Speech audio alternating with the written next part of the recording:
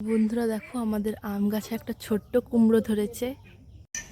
Hello বন্ধুরা, সবাইকে জানাই শুভ সকাল। তো দেখো আমি এখন এসেছি আমাদের মাঠের পাশে। গোটা মাঠে জল জমে রয়েছে। আর এখানে দেখো তার পাশে রয়েছে একটা লিচু গাছ। এই লিচু গাছটা একটা কাকিমাদের। আর লিচু ধরেছে দেখো, প্রচণ্ড লিচু ধরেছে গাছটাতে। এখানে মানে প্রত্যেকটা ডালেই প্রচণ্ড লিচু ধরে রয়েছে। এখানে নেট দিয়ে ঘেরা রয়েছে, পাখিতে খেয়ে নিচ্ছে। এই লিচুগুলো খুব মিষ্টি না হলেও তবুও অনেকটাই মিষ্টি। আর লিচুগুলো দেখো, কালারগুলো খুব সুন্দর।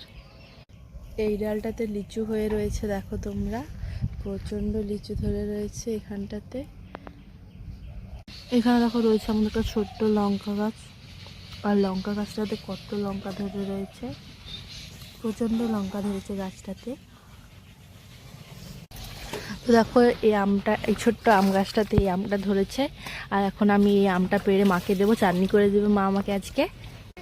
এখন এখানে রান্না চলছে আর আমি মাকে এখন আমটা দেবো, মা এখন আমের চাটনি করে দেবে আমাকে আজকে। আর দেখো আমাদের এখানে এত বড় গাছটাতে শুধুমাত্র এই ডালটাতেই আম ধরেছে কতগুলো। আর গোটা গাছে একটাও আম ধরেনি, শুধু এই ডালটাতেই ধরেছে।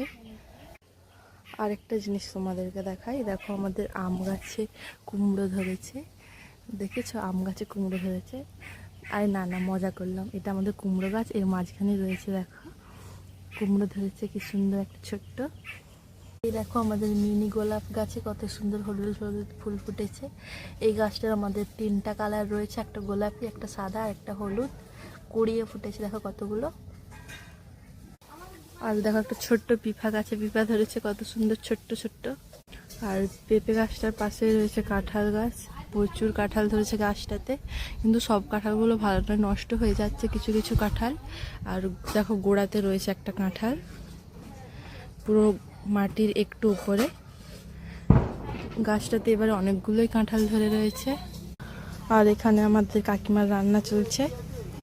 দেখো এখানে রয়েছে বাসক পাতার গাছ, আর এখানে বাসক পাতার গাছের পাশে রয়েছে কুমড়ো গাছ, যাতে একটা বড় কুমড়ো ধরেছে। আর কুমড়োটাকে দেখো একটা স্টেজে বসানো রয়েছে। তো নেক্সট ব্লগে আবার দেখা হবে, চলো টাটা।